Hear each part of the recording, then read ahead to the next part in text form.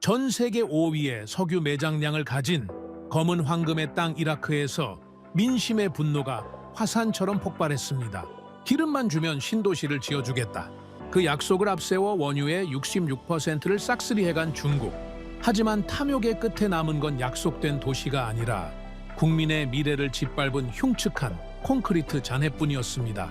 국가 재건이 대재앙으로 변하며 이라크가 벼랑 끝으로 내몰리던 바로 그 순간 이라크 정부가 선택한 건 중국도 유럽도 일본도 아니었습니다.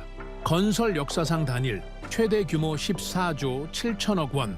그 천문학적 금액의 정권을 맡긴 나라는 바로 대한민국이었죠. 죽음의 사막에서 펼쳐진 대한민국의 신의 기술이 공개되자 돈이면 다 된다던 중국은 처참히 무너졌고 중동의 판도가 송두리째 뒤집어졌습니다.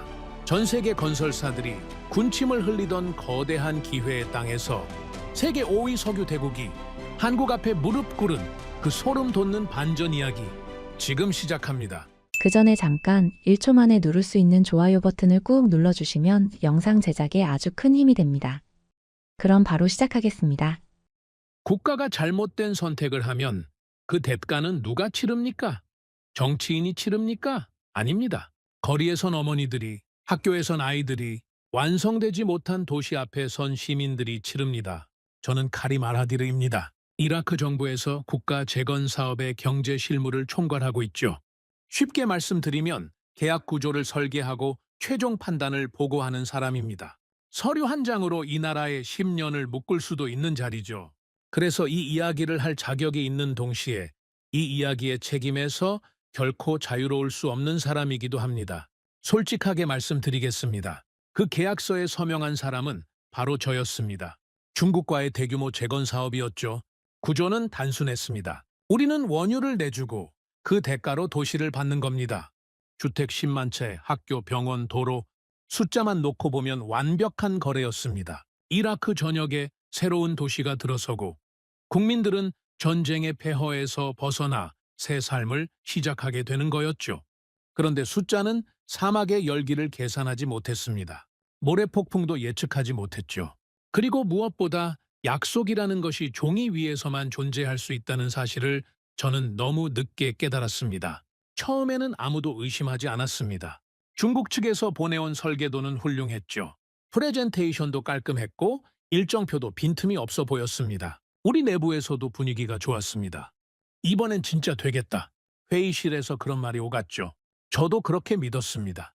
아니, 믿고 싶었던 겁니다. 공사가 시작되고 1년이 지났을 때 첫 번째 보고서가 올라왔습니다. 공정률 30%. 나쁘지 않은 숫자였죠. 하지만 현장을 직접 본 사람들의 이야기는 달랐습니다. 카림, 직접 가서 봐야 합니다. 제 밑에서 현장 관리를 맡고 있던 하산이 그렇게 말했죠.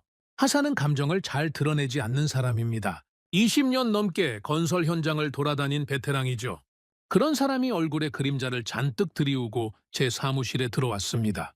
보고서에는 30%라고 되어 있던데 뭐가 문제입니까? 하산은 잠시 망설이더니 이렇게 말했습니다. 30%가 맞는지 모르겠습니다. 다만 한 가지는 확실합니다. 사람이 살 수 있는 건물은 하나도 없습니다. 저는 그 말을 듣고도 바로 움직이지 못했습니다. 솔직히 무서웠던 겁니다. 내가 서명한 계약서가 만들어낸 현실을 직접 마주하는 것이 그게 두려웠죠. 하지만 결국 갔습니다. 바그다드 남쪽 사막 한가운데 들어선 비스마야 신도시 현장이었죠. 차에서 내리는 순간 저는 말을 잃었습니다. 콘크리트 기둥만 남은 건물이 줄지어 서 있었습니다. 벽도 없고 지붕도 없었죠. 철근이 사막바람에 그대로 노출된 채 녹슬어 가고 있었습니다. 5만 도가 넘는 낮 기온에 콘크리트가 갈라져 있었고 모래 폭풍이 지나간 자리에는 자재가 뒤엉켜 나뒹굴고 있었죠. 그게 우리가 원유와 맞바꾸기로 한 도시의 모습이었습니다. 하산이 옆에서 조용히 말했습니다. 저쪽을 보십시오. 그가 가리킨 곳에는 중국 측 인력이 텐트 아래에 모여 있었습니다. 일을 하고 있는 사람은 거의 없었죠. 낮 기온이 너무 높아서 작업이 불가능하다는 겁니다. 그런데 원유는요?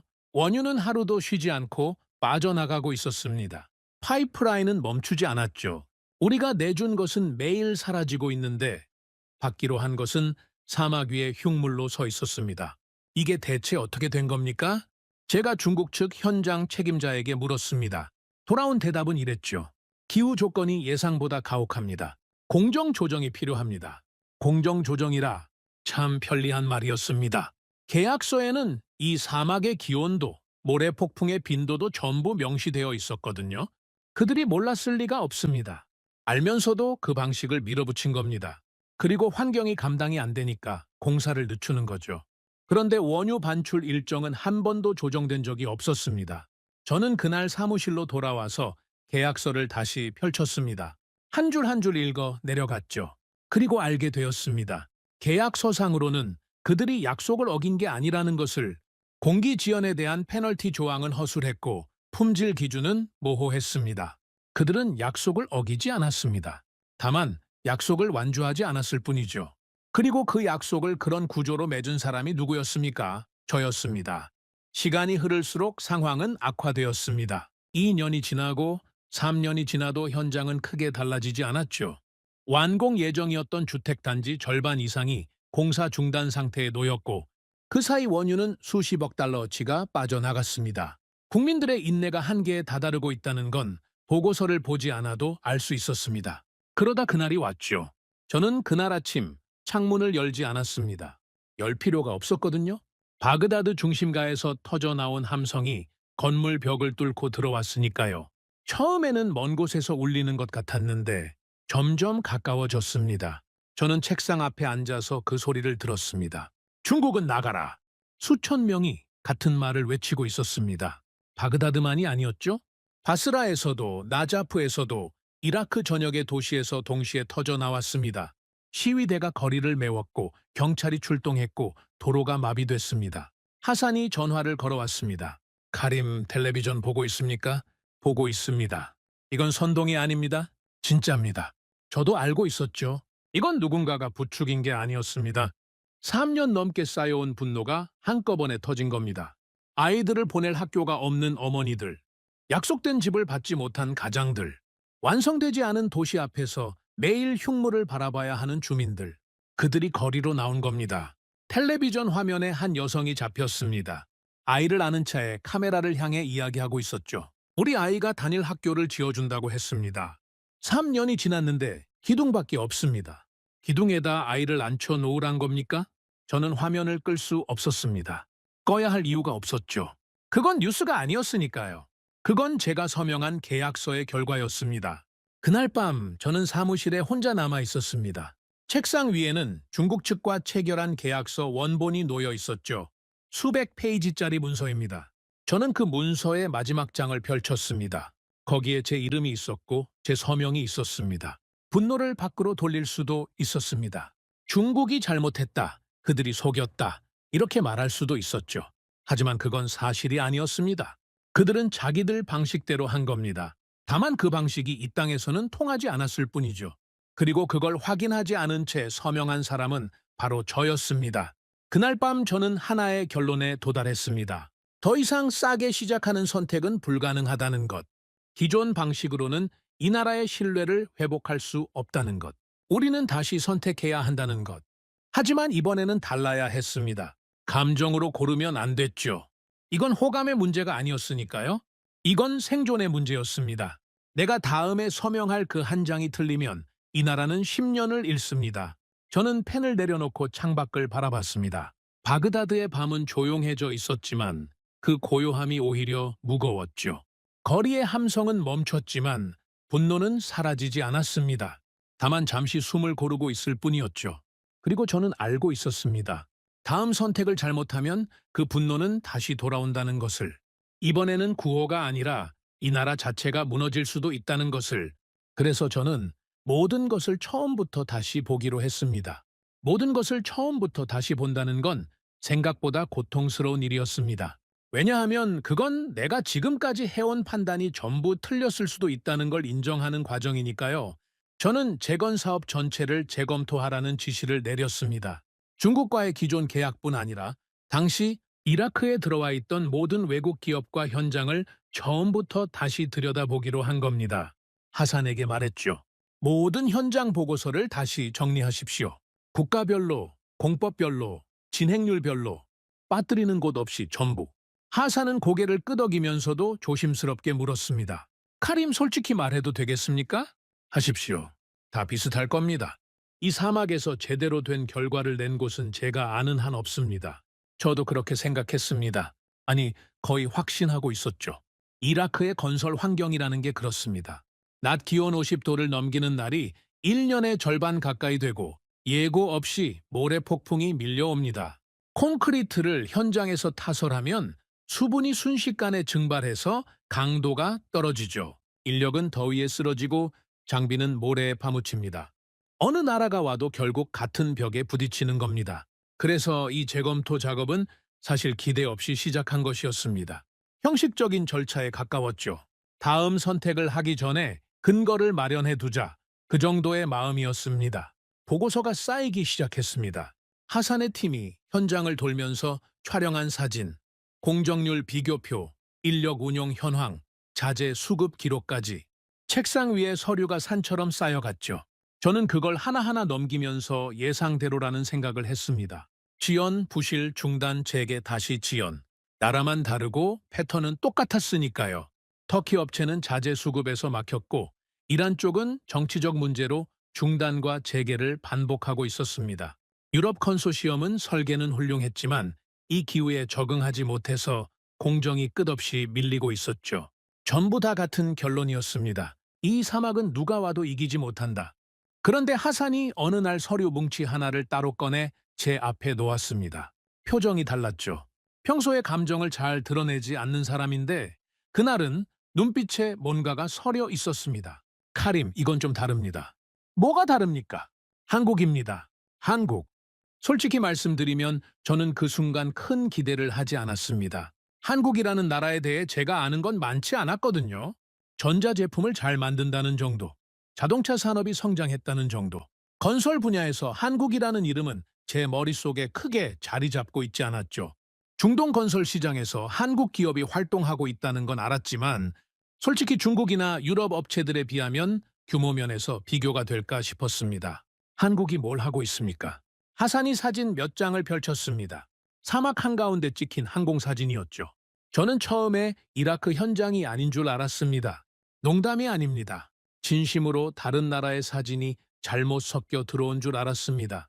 왜냐하면 제가 지금까지 봐온 이라크의 건설 현장과 완전히 다른 풍경이었거든요. 줄이 맞았습니다. 건물과 건물 사이에 강역이 일정했고 도로 구획이 반듯하게 나뉘어 있었죠. 사진 한 장만 봐도 어디가 주거구역이고 어디가 상업구역인지 구분이 됐습니다. 소음과 혼란 대신 반복되는 공정의 규칙성이 보였습니다. 같은 사막, 같은 기후, 같은 조건인데 말입니다. 이게 비스마야 맞습니까? 맞습니다. 한국 기업이 맡고 있는 블록입니다. 같은 비스마야 안에서 이 정도 차이가 납니까? 하산이 고개를 끄덕였습니다. 저도 처음엔 믿기지 않아서 2번 확인했습니다. 저는 사진을 한 장 한 장 넘겼습니다. 넘길 때마다 불편해졌죠. 이건 감탄이 아니었습니다. 오히려 분노에 가까웠습니다. 같은 땅 위에서 이런 차이가 가능했다면 우리가 중국에 원유를 퍼주면서 받아낸 그 흉물 같은 결과는 대체 뭐였단 말입니까? 우리가 속은 겁니까? 아니면 우리가 제대로 살피지 못한 겁니까? 저는 직접 가보기로 했습니다. 한국 팀이 작업하고 있는 비스마야 남쪽 구역에 도착한 건 오후 늦은 시간이었습니다. 사막의 열기가 조금 수그러든 시간이었지만 그래도 여전히 숨이 막힐 정도였죠. 차에서 내리면서 저는 무의식적으로 중국 현장을 방문했던 그날을 떠올렸습니다. 텐트 아래 모여 쉬고 있던 인력들, 녹슨 철근, 갈라진 콘크리트. 그 기억이 자연스럽게 비교의 기준이 되었죠. 그런데 눈앞에 펼쳐진 풍경은 완전히 달랐습니다. 가장 먼저 눈에 들어온 건 완성된 건물이었습니다. 진행 중인 공사장이 아니라 이미 외벽까지 마감이 끝난 주거동이 줄지어 서 있었죠. 창문이 들어가 있었고 도로가 포장되어 있었으며 가로등까지 세워져 있었습니다. 사람이 들어가 살 수 있는 상태였습니다. 중국 현장에서 봤던 기둥만 남은 골조와는 차원이 다른 풍경이었죠. 이게 한국 팀이 한 겁니까? 전부 다 그렇습니다. 우리는 안쪽으로 더 들어갔습니다. 그리고 거기서 저는 이해할 수 없는 장면을 목격했습니다. 공사 현장이 돌아가고 있었습니다. 오후 늦은 시간인데도 인력이 움직이고 있었고 크레인이 작동하고 있었죠. 중국 현장에서는 이 시간이면 작업이 사실상 중단됐었습니다. 더위 때문에 작업이 불가능하다는 게 이유였죠. 그런데 한국 현장에서는 사람들이 움직이고 있었습니다. 더 이상한 건 따로 있었습니다. 현장에서 콘크리트를 치는 작업이 보이지 않았거든요. 대신 거대한 판 모양의 구조물이 트럭에 실려와서 크레인으로 들어 올려지고 있었죠. 마치 블록을 조립하듯이 벽과 바닥이 정확한 위치에 끼워 맞춰지고 있었습니다. 저건 뭡니까? 저 판 같은 건? 하산이 설명했습니다. 한국팀은 건물의 핵심 구조물을 현장에서 만들지 않습니다. 떨어진 곳에 공장을 세워놓고 거기서 미리 생산한 뒤 완성된 상태로 가져와서 현장에서는 조립만 합니다. 공장에서 건물을 만든다고요? 벽체, 바닥 슬래브, 계단까지 전부 공장에서 만듭니다. 공장 안은 온도와 습도가 통제되니까 사막의 열기가 콘크리트 품질에 영향을 줄 수가 없는 겁니다. 저는 한동안 말을 잇지 못했습니다. 가만히 서서 크레인이 구조물을 올리는 걸 지켜봤죠. 한 층이 올라가는데 걸리는 시간이 눈에 띄게 짧았습니다. 소음도 적었고 인력도 많지 않았습니다. 최소한의 사람이 최소한의 동작으로 건물을 세워가고 있었습니다. 그때 한국인 현장 관리자 한 명이 우리 쪽으로 걸어왔습니다. 헬멧을 쓰고 작업복을 입은 채 클립보드를 들고 있었죠. 얼굴이 검게 탔고 사막에서 꽤 오래 일한 사람이라는 게 한눈에 보였습니다. 그가 저를 알아보고 가볍게 인사를 한 뒤 물었습니다. 현장 확인 나오신 겁니까? 네. 몇 가지 직접 보고 싶은 게 있어서 왔습니다. 그는 고개를 끄덕이더니 특별한 설명 없이 현장을 안내하기 시작했습니다. 말이 많지 않은 사람이었죠. 장황한 프레젠테이션도 없었고 자기네 방식이 얼마나 우수한지 자랑하는 것도 없었습니다. 그냥 걸으면서 가리켰죠. 저쪽이 지난달 완공된 구역입니다. 이쪽은 이번 달 안에 마감 들어갑니다. 공장은 저쪽 방향 2km 지점에 있습니다. 그게 전부였습니다. 저는 오히려 그 태도가 더 강하게 와닿았죠. 설득하려 들지 않았습니다. 이미 완성된 결과를 보여줬을 뿐입니다. 말이 아니라 건물이 먼저 서 있었고 약속이 아니라 이미 지어진 도시가 증거로 놓여 있었습니다. 저는 완성된 주거동 하나에 직접 들어가 봤습니다. 벽면을 손으로 만져봤죠. 매끄러웠습니다. 균열이 없었습니다. 중국 현장에서 봤던 갈라진 콘크리트 벽과는 완전히 다른 촉감이었죠. 창문 프레임도 단단했고 바닥 마감도 고르게 처리되어 있었습니다. 하산이 옆에서 조용히 말했습니다. 카림, 제가 30년 가까이 현장을 다녔는데 한국 사람들처럼 일하는 팀은 처음 봅니다. 뭐가 그렇게 다릅니까? 하산은 한참을 생각하더니 이렇게 대답했죠. 중국 현장은 사막과 싸우고 있었습니다. 그런데 한국 현장은 사막을 피해가고 있습니다. 같은 전쟁인데 전략이 완전히 다른 겁니다. 중국은 이 열기 속에서 콘크리트를 부었고 한국은 처음부터 이 열기 밖에서 콘크리트를 만들었습니다. 어느 쪽이 이길지는 물어볼 필요도 없지 않겠습니까? 저는 그 말을 들으며 다시 한번 현장을 둘러봤습니다. 완성된 건물 뒤로 해가 지고 있었죠. 사막의 석양이 건물 외벽에 비치면서 금빛으로 물들고 있었습니다. 아름다운 풍경이었지만 저는 그걸 즐길 여유가 없었습니다. 왜냐하면 이건 단순히 좋은 현장을 발견한 게 아니었거든요. 만약 이게 진짜라면, 만약 한국의 이 방식이 예외가 아니라 이들의 표준이라면 그건 제가 지금까지 내린 모든 판단의 전제가 무너진다는 뜻이니까요. 가격으로 비교하고 속도로 재단하고 규모로 판단해온 그 모든 기준이 처음부터 잘못됐을 수 있다는 겁니다. 차로 돌아오는 길에 저는 하산에게 말했습니다.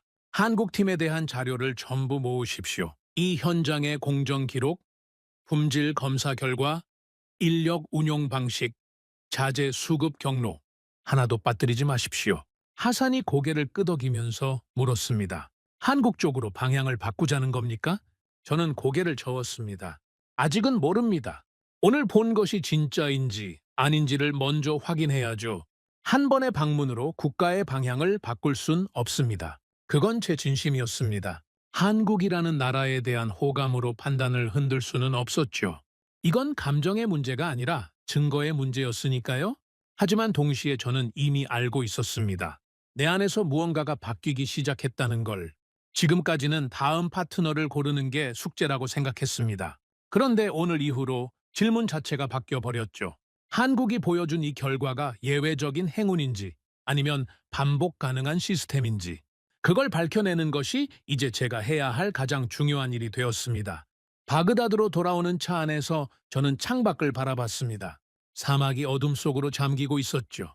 그 광활한 모래 벌판 위에 중국은 흉물을 남겼고 한국은 도시를 세우고 있었습니다.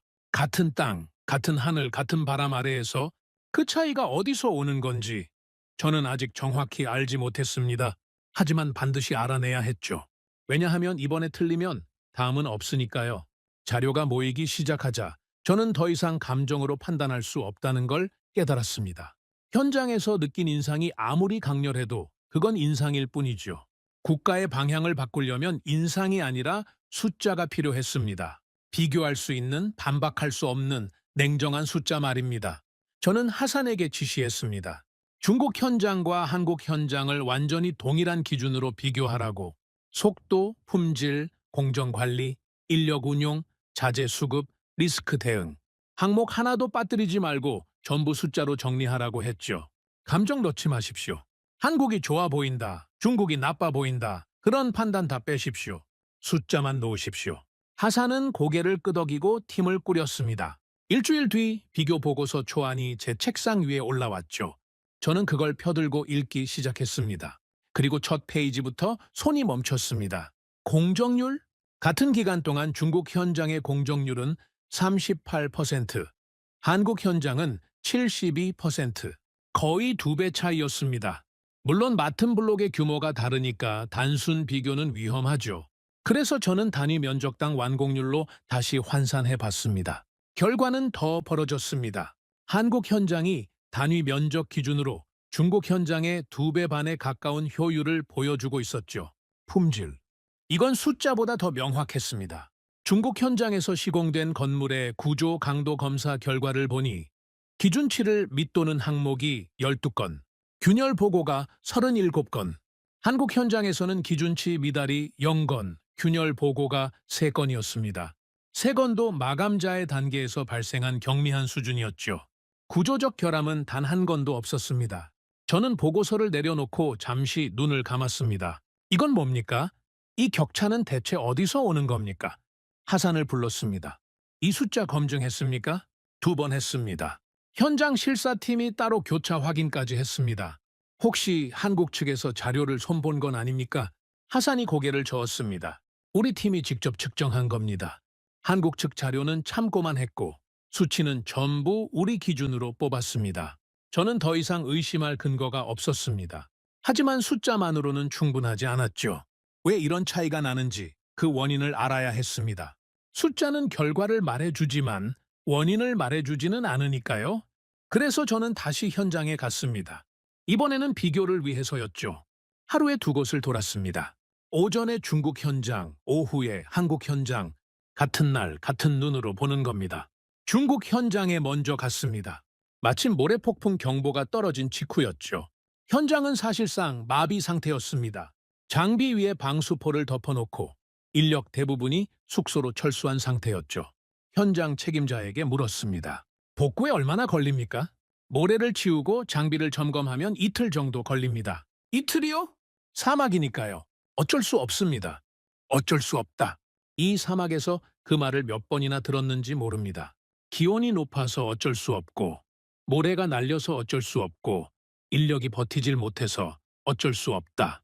이 땅에서 건설을 한다는 건 어쩔 수 없는 것들과의 싸움이라고 다들 그렇게 말했죠. 오후에 한국 현장으로 이동했습니다. 같은 날이었고 같은 모래 폭풍이 지나간 뒤였습니다. 당연히 이쪽도 비슷한 상황일 거라고 예상했죠. 그런데 한국 현장에 도착했을 때 크레인이 움직이고 있었습니다. 저는 눈을 의심했습니다. 모래 폭풍이 지나간 지 몇 시간밖에 안 됐는데 어떻게 작업이 가능한 겁니까? 중국 현장에서는 이틀이 걸린다고 했는데 말이죠. 하산이 한국 측 현장 관리자에게 물었습니다. 폭풍 지나간 지 얼마 안 됐는데 바로 작업이 가능합니까? 한국인 관리자가 담담하게 대답했습니다. 핵심 구조물은 공장에서 만들어 오니까 현장 날씨에 영향을 받지 않습니다. 폭풍이 지나간 뒤에는 조립 구역만 정리하면 되죠. 대형 장비 점검하고 조립 라인 복구하는데 서너 시간이면 충분합니다. 서너 시간. 중국 현장의 이틀과 한국 현장의 서너 시간, 모래폭풍 한 번에 벌어지는 격차가 이 정도였습니다. 이게 1년에 수십 번 반복되면 어떻게 되겠습니까? 격차는 누적되고 누적된 격차는 결국 완성과 미완성의 차이가 되는 겁니다. 저는 그제야 이해하기 시작했습니다. 이건 능력의 차이가 아니었습니다. 중국 인력이 게으른 것도 아니고 중국 기술이 형편없는 것도 아니었죠. 방식의 차이였습니다. 접근 자체가 달랐던 겁니다. 중국은 자기들이 전 세계 어디서나 써먹던 방식을 그대로 가져왔습니다. 현장에서 철근을 세우고, 현장에서 콘크리트를 치고, 현장에서 양생하는 전통적인 방식이죠. 기후가 온화한 곳에서는 문제가 없는 방법입니다. 하지만 이곳은 이라크입니다. 낮 기온 50도의 사막이죠. 그 방식을 이 환경에 그대로 적용한 게 문제의 본질이었던 겁니다. 반면 한국은 출발점 자체가 달랐습니다. 이 사막에서는 어떤 방법이 통하는가? 거기서부터 설계를 시작한 겁니다. 결과적으로 나온 답이 현장 밖에서 만들어서 가져오는 방식이었죠. 사막의 열기를 이기려 하지 않고 열기가 닿지 않는 곳에서 핵심 공정을 끝내버린 겁니다. 그리고 더 중요한 발견이 있었습니다. 저는 한국 현장의 관리자가 교체된 적이 있는지 확인해 봤습니다. 있었죠. 교대 시점에 맞춰 새로운 관리자가 들어온 기록이 있었습니다. 그런데 관리자가 바뀌어도 현장의 공정률이나 품질 수치가 변하지 않았습니다. 동일한 수준이 유지되고 있었죠. 중국 현장은 달랐습니다. 관리자가 바뀔 때마다 공정 방식이 미세하게 달라졌고 그때마다 품질 편차가 발생했죠. 사람이 바뀌면 결과도 바뀌는 구조였습니다. 이건 결정적인 차이였습니다. 한국 현장에서는 사람이 아니라 시스템이 작동하고 있었던 겁니다. 개인의 역량에 의존하는 게 아니라 누가 와도 같은 결과가 나오는 구조를 만들어 놓은 거죠. 그래서 관리자가 바뀌어도 흔들리지 않는 겁니다. 저는 보고서를 덮으면서 중얼거렸습니다. 시스템이 다른 거였어. 그때 전화가 왔습니다. 외교부 쪽에서 연락이 온 거였죠. 내용은 간단했습니다. 중국 대사관 측에서 면담을 요청해 왔다는 겁니다. 무슨 건입니까? 재건 사업 관련입니다. 기존 파트너십 유지에 대해 논의하고 싶다고 합니다. 저는 전화를 끊고 잠시 생각했습니다. 타이밍이 절묘했죠. 우리가 한국 현장을 집중적으로 살펴보기 시작한 게 알려진 겁니다. 이쪽에서 움직이면 저쪽에서 감지하는 건 당연한 일이죠. 특히 이 규모의 사업에서는 말입니다. 며칠 뒤 비공식적인 채널을 통해 더 구체적인 메시지가 도착했습니다. 중국 측의 입장은 명확했죠. 기존 계약을 유지할 경우 가격을 추가로 인하할 수 있다. 물량도 더 넓힐 수 있다. 가격 인하, 물량 확대. 예전 같았으면 솔깃했을 제안입니다. 아니, 솔직히 말씀드리면 예전에 저였다면 회의실에 앉아서 진지하게 검토했을 겁니다. 싸게 많이 짓는다는데 마다할 이유가 뭐가 있겠습니까? 하지만 저는 이미 숫자를 봐버렸습니다. 그리고 현장을 두 눈으로 확인해버렸죠. 싸게 시작해서 어떤 결과를 낳았는지 바로 며칠 전까지 거리에서 국민들이 외쳐대지 않았습니까? 같은 실수를 두 번 하는 건 실수가 아니라 무능입니다. 하산이 조심스럽게 물었습니다. 중국 측 면담에 응하시겠습니까? 응하겠습니다. 하산이 살짝 놀란 표정을 지었죠. 의례적으로 만나는 겁니다. 외교적 결례를 만들 필요는 없으니까요. 하지만 방향은 바뀌지 않습니다. 그럼 방향이 정해진 겁니까? 저는 잠시 망설였습니다. 그리고 정확하게 말했죠. 아직 정해진 건 아닙니다. 하지만 하나는 확실해졌습니다. 이번 선택은 누가 더 싸게 해주느냐의 문제가 아닙니다. 이 나라가 어떤 방식의 미래를 걸 것이냐의 문제입니다. 그걸 혼동하면 안 됩니다. 하산이 고개를 끄덕였습니다. 그의 표정에서 처음으로 안도 같은 것이 보였죠. 30년 넘게 현장을 돌아다닌 사람이 이 방향 전환이 옳다는 걸 피부로 느끼고 있었던 겁니다. 저는 그날 밤 사무실에서 다시 한번 비교 보고서를 펼쳤습니다. 숫자를 읽고 또 읽었죠. 그리고 한 가지 문장을 메모장에 적었습니다. 국가는 싸게 시작하면 반드시 비싸게 끝난다. 이건 교훈이 아니었습니다. 우리가 온몸으로 겪은 사실이었죠. 중국과의 거래가 바로 그 증거였으니까요. 원유를 내주면서 도시를 받기로 했는데 원유는 사라지고 도시는 서지 않았습니다. 싸게 시작한 대가를 국민이 거리에서 치른 겁니다. 이제 한 가지가 남았습니다. 한국이 보여준 이 결과가 계속될 수 있는 건지 아니면 초반에만 좋고 나중에 무너지는 건지 시간이 증명해야 할 부분이었죠. 하지만 적어도 지금까지의 증거는 한쪽이 압도적으로 명확했습니다. 감정을 배제하고 호감을 걷어내고 순수하게 숫자와 현장만 놓고 봤을 때 한국의 방식은 이 사막에서 작동하고 있었고 중국의 방식은 이 사막에서 멈춰 있었습니다. 이건 제 감정이 아니라 이 땅이 말해주는 사실이었습니다. 그리고 저는 한 가지를 더 깨달았습니다. 기술이라는 건 그저 훌륭한 장비를 가져오는 게 아니라는 것을, 환경을 읽고 환경에 맞는 답을 설계하고 그 답을 끝까지 밀고 나가는 것, 그게 진짜 기술이라는 것을. 한국은 그걸 하고 있었고 중국은 그걸 하지 않았습니다. 창밖으로 바그다드의 새벽이 밝아오고 있었습니다. 저는 메모장을 덮고 펜을 내려놓았죠. 마음이 편하지는 않았습니다. 방향을 바꾼다는 건 기존에 쌓아온 모든 관계를 재조정한다는 뜻이니까요. 외교적 압박도 있을 것이고 정치적 잡음도 있을 겁니다. 쉬운 길은 아니었죠. 하지만 쉬운 길을 골랐기 때문에 우리가 이 지경에 온 것 아닙니까? 이번에는 다를 겁니다. 이번에는 쉬운 길이 아니라 맞는 길을 가야 합니다. 방향을 정하는 것과 확신을 갖는 것은 전혀 다른 문제입니다. 저는 한국 현장이 보여준 결과에 주목하고 있었지만 그것만으로 국가의 미래를 걸 수는 없었죠. 숫자가 좋고 현장이 깔끔하다는 건 알겠습니다. 하지만 저는 그 안에 들어있는 기술의 정체를 아직 정확히 이해하지 못하고 있었습니다. 겉으로 보이는 결과가 아니라 그 결과를 만들어내는 구조를 파악해야 했죠. 왜냐하면 이 사업은 주택 몇 채 짓는 게 아니라 도시 전체를 세우는 일이니까요. 초반에 잘 돌아간다고 끝까지 잘 돌아가리라는 보장은 어디에도 없었습니다. 저는 중국에서 이미 그 교훈을 뼈저리게 배웠죠. 처음에 설계도는 훌륭했고, 처음에 프레젠테이션은 완벽했고, 처음에 약속은 빈틈이 없었습니다. 그런데 결과는 어떻게 됐습니까? 그래서 저는 한국의 기술을 직접 뜯어보기로 했습니다. 표면이 아니라 뼈대를 보겠다는 겁니다. 하산에게 말했죠. 한국 팀의 공장을 방문하겠습니다. 현장이 아니라 공장. 건물을 만든다는 그곳을 직접 봐야 합니다. 하산이 한국 측에 연락을 넣었고 이틀 뒤에 일정이 잡혔습니다. 비스마야 현장에서 차로 약 20분 거리에 위치한 생산 공장이었죠.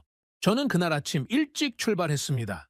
솔직히 말씀드리면 가는 길에도 마음 한편에서는 경계심이 사라지지 않았습니다. 이게 정말 되는 건지 아니면 잘 포장된 또 하나의 약속인지. 한 번 속은 사람은 두 번째부터 모든 것이 의심스러운 법이죠. 공장에 도착했을 때 첫인상은 의외로 소박했습니다. 거대한 첨단 시설을 예상했는데 눈앞에 보이는 건 사막 위에 세워진 대형 철골 구조물이었죠. 화려하지 않았습니다. 하지만 안으로 들어가는 순간 저는 발걸음을 멈출 수밖에 없었습니다. 규모가 상상 이상이었습니다. 축구장 여러 개를 이어놓은 것 같은 공간 안에서 콘크리트 구조물이 줄줄이 만들어지고 있었죠. 벽체, 바닥 슬래브, 계단, 발코니 패널까지 건물의 모든 부분이 이 안에서 생산되고 있었습니다. 가장 먼저 눈에 들어온 건 온도였습니다. 바깥은 45도가 넘는 사막이었는데 공장 내부는 서늘했죠. 정확히 말하면 서늘한 게 아니라 통제되고 있었습니다. 온도와 습도가 일정하게 관리되고 있었죠. 안내를 맡은 한국인 기술자가 설명했습니다. 말투가 간결한 사람이었죠. 콘크리트는 양생 과정에서 온도와 습도의 영향을 직접적으로 받습니다. 바깥에서 타설하면 수분이 너무 빨리 증발해서 내부에 미세균열이 생기죠. 이게 장기적으로 구조 강도를 떨어뜨립니다. 공장 안에서 만들면 그 변수를 완전히 제거할 수 있습니다. 저는 물었습니다. 그럼 바깥에서 짓는 것과 비교해서 강도 차이가 얼마나 납니까? 같은 배합 기준으로 약 30% 이상 높은 강도가 나옵니다. 환경 변수를 제거했기 때문이죠. 30%. 같은 재료, 같은 배합인데 환경만 바꿨을 뿐인데 30%가 차이 난다. 저는 그 숫자를 머릿속에서 곱씹었습니다. 중국 현장에서 갈라져 있던 콘크리트 벽이 떠올랐죠. 그게 기술 부족이 아니라 환경 통제의 실패였다는 걸 이제야 정확히 이해한 겁니다. 공장 안을 따라 걸으면서 생산 과정을 하나하나 봤습니다. 철근이 자동으로 배치되고 콘크리트가 주입되고 일정 시간 양생을 거친 뒤 틀에서 분리되는 과정이 연속적으로 이루어지고 있었죠. 마치 자동차 생산 라인처럼 흘러갔습니다. 하루에 몇 개나 생산됩니까? 벽체 기준으로 하루 약 120개 이상 생산합니다. 바닥 슬래브까지 합치면 더 나오죠. 하루에 120개. 저는 잠깐 계산을 했습니다. 한 동의 주거 건물에 들어가는 벽체 수를 대입하면 이 공장 하나에서 매일 여러 동분의 구조물이 쏟아져 나오는 겁니다. 현장에서 하나하나 쌓아 올리는 방식과는 속도 자체가 차원이 다를 수밖에 없었죠. 하지만 저를 진짜 멈추게 한 건 속도가 아니었습니다. 공장 한쪽에 완성된 구조물이 줄지어 놓여 있었는데 저는 거기 다가가서 표면을 손으로 만져봤습니다. 매끄러웠습니다. 이음새가 균일했고 표면에 기포나 균열이 전혀 없었죠. 그리고 모든 구조물의 품질이 같았습니다. 첫 번째 것과 100번째 것의 차이를 눈으로 구분할 수 없었죠. 이게 전부 같은 품질로 나옵니까? 한국인 기술자가 고개를 끄덕였습니다. 틀이 동일하고 배합이 동일하고 양생 조건이 동일하니까요. 사람의 숙련도에 따라 결과가 달라지는 구조가 아닙니다. 사람에 따라 결과가 달라지지 않는 구조. 저는 그 말이 가슴에 박혔습니다. 중국 현장에서는 관리자가 바뀔 때마다 품질이 흔들렸죠. 숙련된 기술자가 빠지면 공정이 흐트러지고 새 인력이 적응하는데 또 시간이 걸렸습니다. 결국 사람에 의존하는 시스템은 사람이 변수가 되는 겁니다. 한국은 그 변수를 아예 구조적으로 제거해버린 거였죠. 공장을 나오면서 저는 한국인 기술자에게 한 가지를 더 물었습니다. 솔직하게 답해 주십시오. 이 방식을 왜 선택한 겁니까? 현장에서 짓는 것보다 공장을 세우고 운영하는 비용이 더 들지 않습니까? 그가 잠시 생각하더니 이렇게 대답했습니다. 초기 투자는 더 듭니다. 공장을 짓고 장비를 들여놓고 라인을 세팅하는 데 상당한 비용이 들어가죠. 단기적으로 보면은 현장 타설이 더 쌉니다. 그런데도 이 방식을 고집하는 이유가 뭡니까? 이 땅에서는 이 방법밖에 답이 없기 때문입니다. 그는 바깥을 가리켰습니다. 오후에 태양이 사막 위에 내리쬐고 있었죠. 아지랑이가 피어오르는 모래 벌판이 끝없이 펼쳐져 있었습니다. 저 바깥에서 콘크리트를 치면 열중 3개는 기준 이하가 나옵니다. 기준 이하인 걸 알면서도 그 위에 다음 층을 올려야 하는 상황이 생기죠. 그렇게 지은 건물이 10년 뒤에도 서 있을 거라고 누가 보장할 수 있겠습니까? 우리는 그걸 받아들일 수 없었습니다.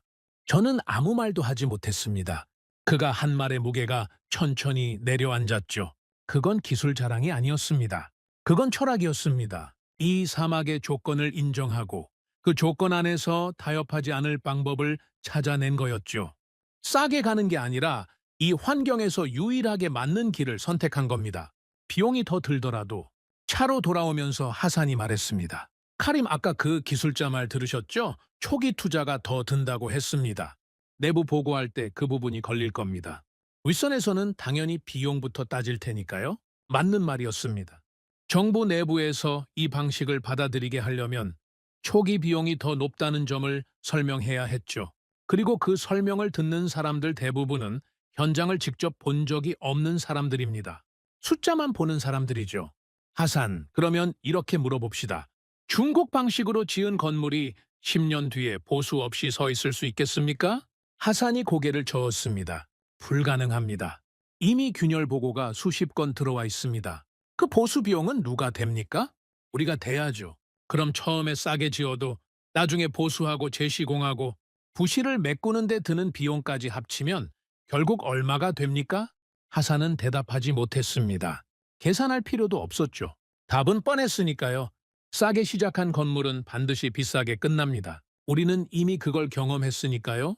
저는 그날 밤 보고서를 작성하기 시작했습니다.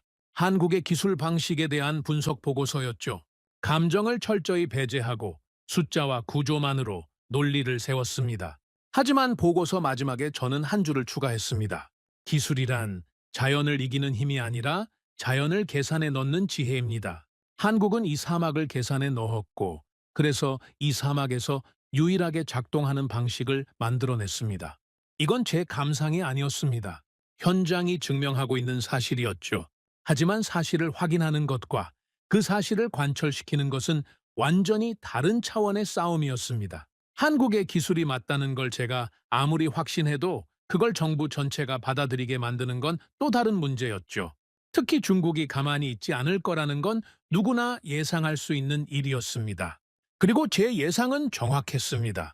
한국 공장을 방문하고 돌아온 다음 날부터 중국 측의 움직임이 달라지기 시작했죠. 비공식 채널을 통해 전달된 메시지가 더 이상 제안이 아니라 경고에 가까워지고 있었습니다. 기존 파트너십을 재고하는 것은 양국 관계에 영향을 줄 수 있다. 외교적 수사로 포장되어 있었지만 메시지는 명확했죠. 한국으로 방향을 바꾸면 가만두지 않겠다는 뜻이었습니다. 정치 채널에서도 비슷한 목소리가 들려왔죠. 일부 정치인들이 중국과의 관계 악화를 우려하기 시작했습니다. 하산이 걱정스러운 얼굴로 물었습니다. 압박이 거세지고 있습니다. 괜찮겠습니까? 저는 창밖을 바라보며 대답했습니다. 하산, 우리가 지금 선택하려는 건 어느 나라의 기분을 맞춰주느냐가 아닙니다. 이 나라의 국민이 살 도시를 누가 제대로 지어줄 수 있느냐입니다. 거리에서 아이를 안고 기둥밖에 없다고 외치던 그 어머니를 기억합니까? 그 사람에게 가서 중국과의 관계 때문에 다시 중국한테 맡기기로 했다고 말할 수 있겠습니까? 하산은 아무 말이 없었습니다. 못합니다. 저는 그 말을 할 수 없습니다. 그러니까 우리는 맞는 길을 가는 겁니다. 누가 더 싸게 해주느냐가 아니라 누가 이 땅을 이길 수 있느냐. 기준은 그겁니다. 그리고 지금까지 이 기준을 통과한 건 한국뿐입니다. 바깥에서는 바람이 불고 있었습니다. 모래를 머금은 사막의 바람이었죠. 그 바람 속에서 누군가는 멈추고 누군가는 계속 짚고 있었습니다. 선택은 점점 선명해지고 있었습니다.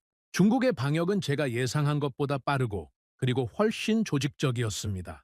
한국 공장을 방문하고 돌아온 지 일주일도 되지 않아서 저는 3건의 공식 서한을 받았습니다. 하나는 중국 대사관에서, 하나는 이라크 외교부 내부에서, 그리고 마지막 하나는 국회 경제위원회 소속 의원실에서 온 것이었죠. 겉으로는 각기 다른 발신자였지만 내용의 뼈대는 하나였습니다. 기존 파트너십의 가치를 제고해달라. 저는 서한을 읽으면서 쓴 웃음이 나왔습니다. 제고해달라! 참 우아한 표현이었죠. 하지만 이 표현 뒤에 숨어있는 실제 메시지는 완전히 달랐습니다. 한국 쪽으로 방향을 틀면 가만두지 않겠다. 그 뜻이었죠. 며칠 뒤에는 더 구체적인 움직임이 시작됐습니다. 중국 측에서 새로운 제안서를 보내왔거든요. 내용을 보고 저는 솔직히 놀랐습니다. 기존 계약 대비 가격을 20% 추가 인하하겠다는 거였습니다. 거기에 공사 범위도 확대해서 원래 계약에 포함되지 않았던 상업, 시설과 공공건물까지 추가로 지어주겠다고 했죠. 숫자만 보면 파격적인 제안이었습니다. 하산이 제안서를 훑어보더니 말했습니다. 카림, 이건 거의 믿지는 조건 아닙니까? 이 가격에 이 범위를 하면 중국 쪽도 손해를 볼 텐데요. 그러니까 더 위험한 겁니다. 무슨 뜻입니까? 손해를 감수하면서까지 계약을 유지하려는 이유가 뭐겠습니까? 이건 사업이 아니라 자리를 지키려는 겁니다. 이라크 시장에서 밀려나면 중동 전체에서 신호가 바뀌니까요. 이라크가 한국을 선택했다. 이 소식이 퍼지면 사우디도, 쿠웨이트도, 카타르도 생각이 달라질 수 있습니다.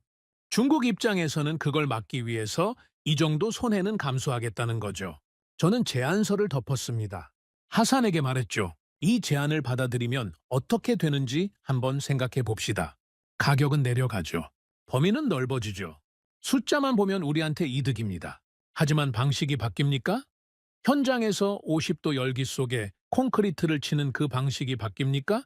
모래폭풍이 불면 이틀씩 멈추는 그 구조가 달라집니까? 하산이 고개를 저었습니다. 달라지지 않습니다. 그렇습니다.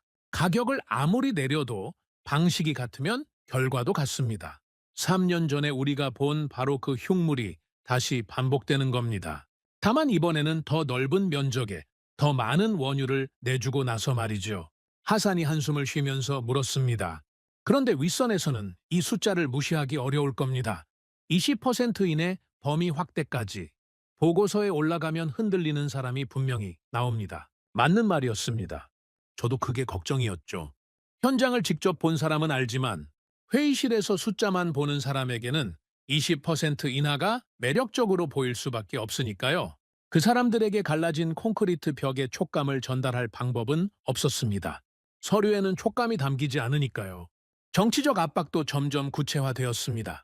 국회에서 한 의원이 공개석상에서 이런 발언을 했죠.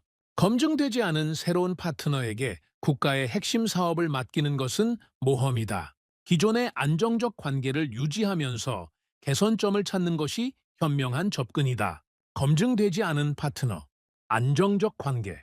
표면적으로는 합리적인 주장처럼 들렸습니다. 하지만 저는 그 말 뒤에 숨은 논리의 허점을 정확히 알고 있었죠.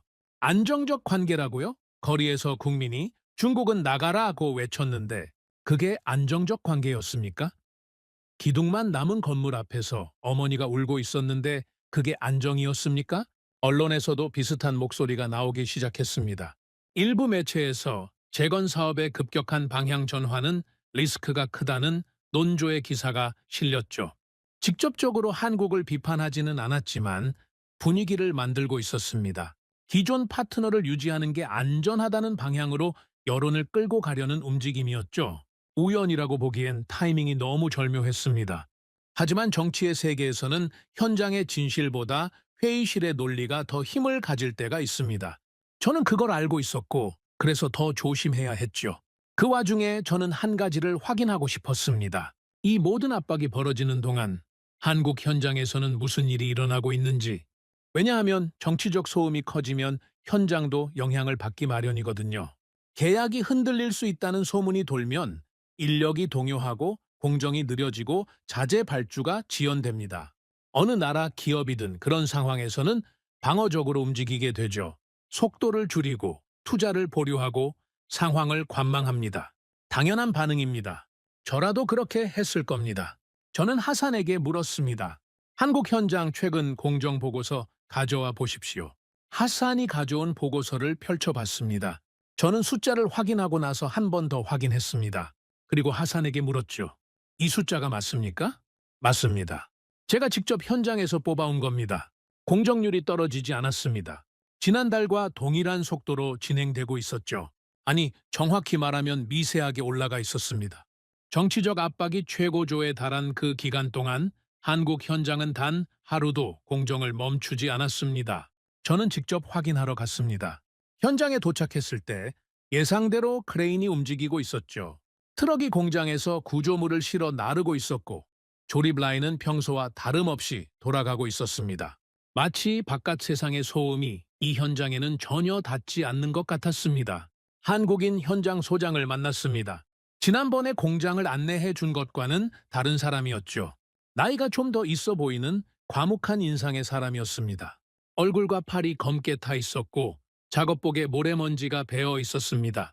이 사막에서 꽤 오랜 시간을 보낸 사람이라는 게 한눈에 보였죠. 저는 돌려 말하지 않고 직접 물었습니다. 솔직하게 여쭙겠습니다. 지금 정치적으로 상당히 복잡한 상황이라는 건 알고 계시죠? 알고 있습니다. 계약이 어떻게 될지 불확실한 상황인데 왜 속도를 줄이지 않습니까? 보통은 이런 때에 관망하면서 투자를 보류하지 않습니까? 그가 저를 가만히 바라보더니 짧게 대답했습니다. 우리가 여기서 속도를 줄이면 그게 곧 우리가 흔들리고 있다는 신호가 됩니다. 흔들리는 파트너를 누가 신뢰하겠습니까? 저는 아무 말도 하지 못했습니다. 그리고 한 가지 더 말씀드리면 우리는 정치 상황에 맞춰서 기준을 바꾸지 않습니다. 바깥이 어떻게 돌아가든 이 현장 안에서의 기준은 동일합니다. 그게 우리 방식입니다. 조건에 따라 기준을 바꾸지 않는다. 저는 그 말을 곱씹었습니다. 중국은 상황이 불리해지면 일정을 늦추고 유리해지면 속도를 올렸죠. 환경에 반응하는 방식이었습니다. 한국은 달랐습니다. 환경이 어떻게 변하든 자기들의 기준을 유지하는 방식이었죠. 이건 단순한 성격 차이가 아니었습니다. 이건 시스템의 본질이었습니다. 흔들리지 않는 현장을 만들기 위해서는 흔들리지 않는 원칙이 있어야 하고 그 원칙을 지키는 사람들이 있어야 하는 겁니다. 한국의 기술이라는 게 단순히 공법의 우수성만을 뜻하는 게 아니라는 걸 저는 그제야 완전히 이해했습니다.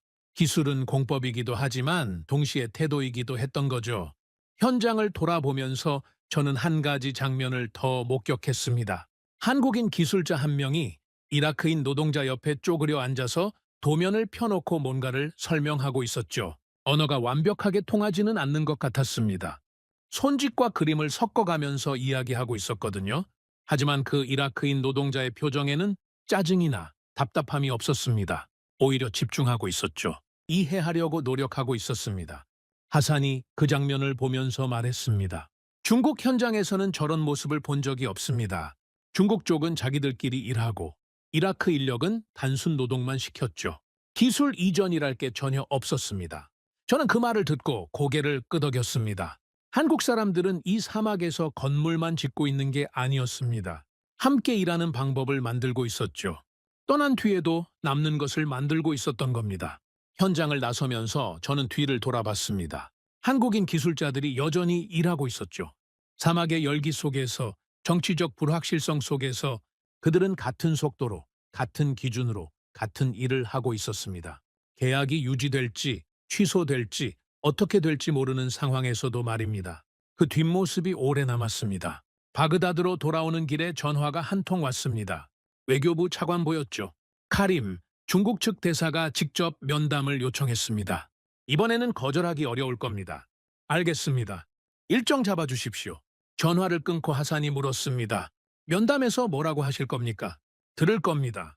그들이 뭘 가져오는지. 하지만 하산, 한 가지는 분명히 해둡시다. 뭡니까? 이 선택은 중국이 싫어서 바꾸는 게 아닙니다. 중국이 나쁘다거나 한국이 좋다거나 그런 감정의 문제가 아닌 거죠. 이건 더 근본적인 질문입니다. 저는 잠시 말을 멈췄다가 이어갔습니다. 우리나라가 어떤 방식의 문명을 들여올 것이냐? 결국 그 질문인 겁니다. 값싸게 빨리 짓고 나중에 무너지는 방식을 택할 거냐? 아니면 처음에 더 들이더라도 이 땅에서 버틸 수 있는 방식을 택할 거냐? 이건 업체 선정이 아니라 국가의 기준을 세우는 일입니다. 하산이 조용히 고개를 끄덕였습니다. 창밖으로 바그다드의 거리가 보였죠. 3년 전 바로 저 거리에서 국민들이 외쳤습니다. 중국은 나가라고. 그 분노가 사라진 게 아니었습니다. 잠시 가라앉아 있을 뿐이었죠. 만약 우리가 같은 실수를 반복하면 그 분노는 다시 폭발할 겁니다. 그때는 구호가 아니라 이 정부 자체를 향할 수도 있었죠. 그날 밤 저는 사무실에 혼자 앉아서 두 장의 사진을 나란히 놓았습니다. 왼쪽은 중국 현장 사진이었습니다. 기둥만 남은 건물, 녹슨 철근, 갈라진 콘크리트, 방치된 자재. 오른쪽은 한국 현장 사진이었죠. 줄 맞춰 들어선 주거동, 포장된 도로, 가로등이 서 있는 깨끗한 거리. 같은 나라 안에서, 같은 사막 위에서, 같은 시간 동안 벌어진 일의 결과였습니다. 저는 오른쪽 사진을 한참 들여다봤습니다. 이게 진짜라는 건 이미 확인했죠. 숫자로도, 현장으로도, 사람으로도. 한국이 보여준 결과는 일관됐고 압박 속에서도 흔들리지 않았습니다. 이제 남은 건 하나였습니다. 이 판단을 밀어붙일 수 있느냐? 정치적 압박과 외교적 잡음을 뚫고 이 방향을 끝까지 관철할 수 있느냐? 기술의 싸움은 이미 끝났습니다. 한국이 이겼죠. 하지만 정치의 싸움은 이제 시작이었습니다. 저는 사진 두 장을 서류 파일에 넣고 파일 표지에 한 줄을 적었습니다. 이 선택은 호감의 문제가 아니다. 생존의 문제다. 그리고 파일을 닫았습니다. 내일부터가 진짜 싸움이었죠. 모든 것이 제 궤도에 오르고 있다고 생각했습니다. 한국의 기술은 검증됐고 현장은 흔들림 없이 돌아가고 있었고 정치적 압박에도 방향은 흔들리지 않았죠. 저는 처음으로 이 사업이 제대로 될 수 있겠다는 감각을 느끼기 시작했습니다. 조심스럽게, 아주 조심스럽게요. 그런데 위기라는 건 항상 예상하지 못한 곳에서 옵니다. 그날 아침 하산이 평소와 다른 얼굴로 제 사무실에 들어왔습니다. 서류 한 뭉치를 들고 있었는데 손이 미세하게 떨리고 있었죠. 30년 넘게 현장을 누빈 사람의 손이 떨린다는 건 보통 일이 아니라는 뜻이었습니다. 카림, 큰일입니다. 무슨 일입니까? 미수금입니다. 하산이 서류를 제 책상 위에 내려놓았습니다. 저는 첫 장을 펼쳤죠.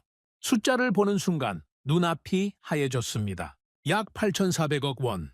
한국 기업에 지급되지 않은 공사 대금이 그 규모로 쌓여 있었습니다. 저는 숫자를 다시 읽었습니다. 한 자리씩 짚어가면서 틀림없었습니다. 8,400억 원이 밀려 있었죠. 이게 어떻게 된 겁니까? 하산이 설명했습니다. 원인은 복합적이었죠. 이라크 정부의 예산 집행 지연, 원유 가격 변동으로 인한 재정 수입 감소, 그리고 여러 부처 사이의 행정 절차 병목이 겹친 결과였습니다. 어느 한 곳의 잘못이라고 딱 잘라 말하기 어려운 시스템 전체의 지연이 누적된 거였죠. 한국 측에서는 뭐라고 합니까? 아직 공식적인 항의는 없습니다. 하지만 카림, 이 금액이면 어떤 기업이든 버티기 어렵습니다. 8,400억이 밀린 상태에서 공사를 계속하라는 건 자기 돈으로 남의 나라 도시를 지으라는 것과 같습니다. 저는 의자에 등을 기대고 천장을 바라봤습니다.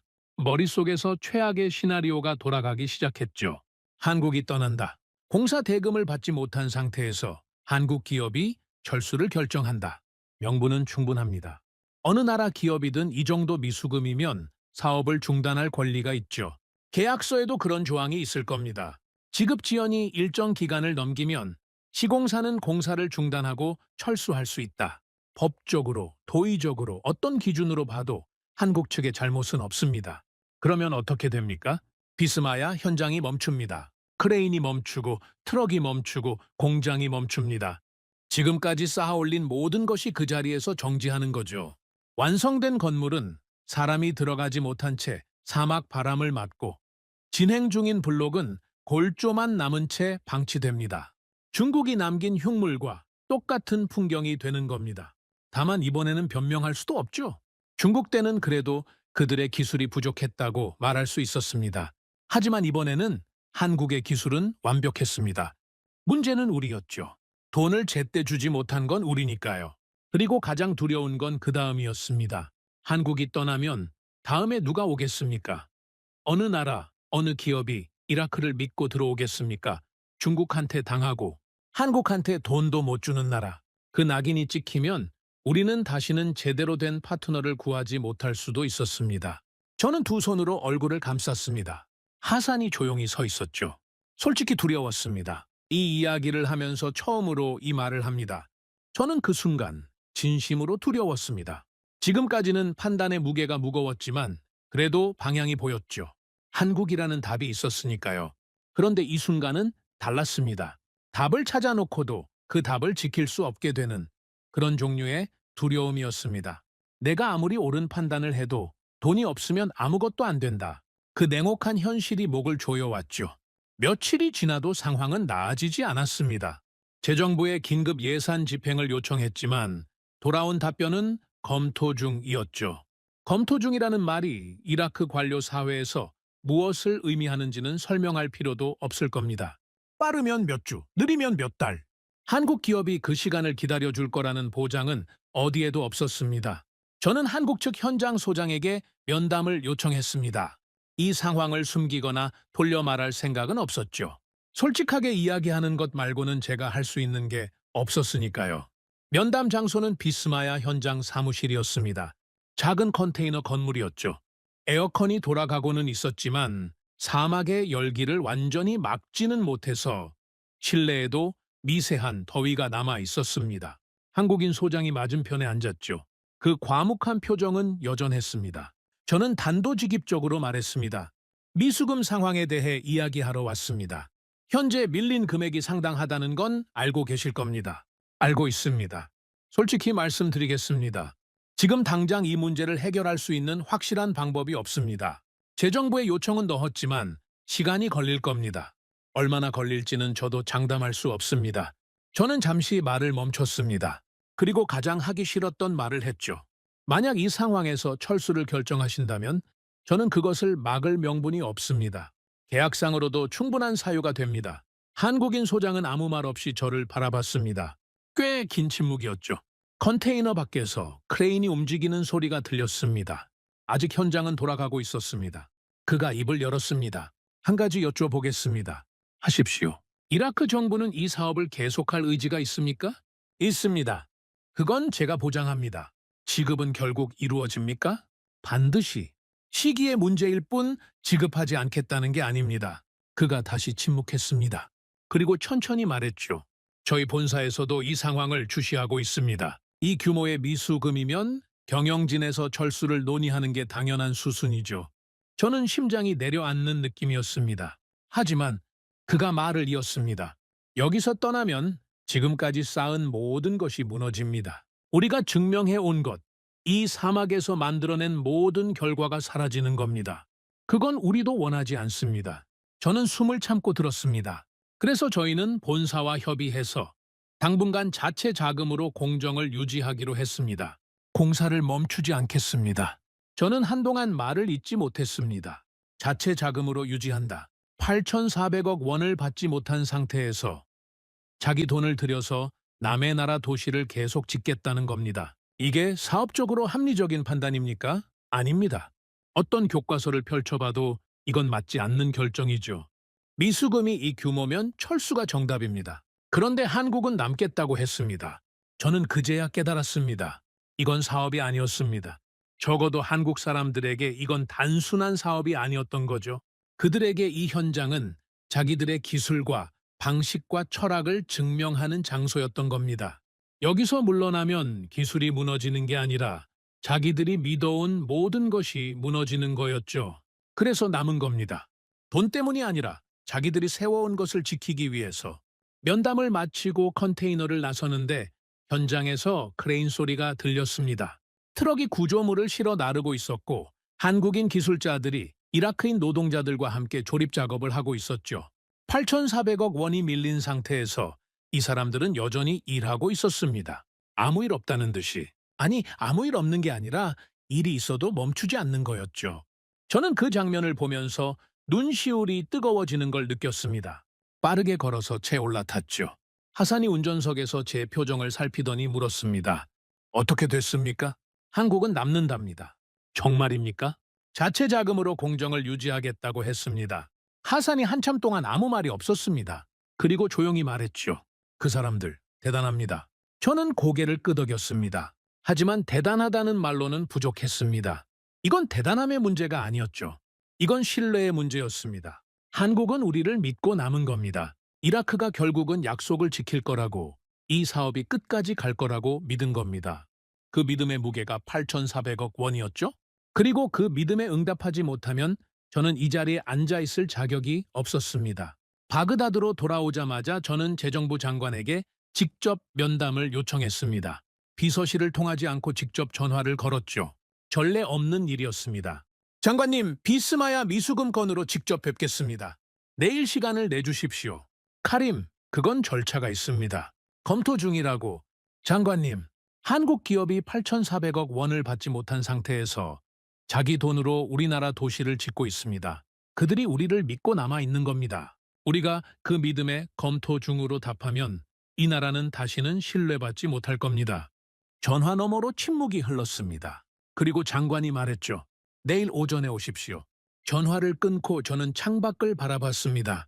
바그다드의 밤은 고요했지만 비스마야에서는 지금도 크레인이 돌아가고 있을 거라는 걸 알고 있었습니다.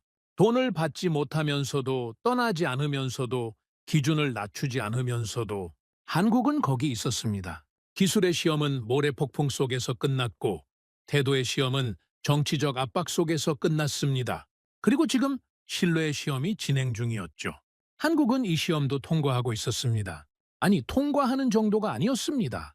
시험을 내는 쪽이 부끄러워지는 방식으로 답을 내놓고 있었죠. 이 순간을 넘기면 한국은 더 이상 시공사가 아닙니다. 국가의 파트너가 됩니다. 그리고 저는 그 파트너에게 부끄럽지 않은 판단을 내려야 했습니다. 내일이 그 시작이었죠.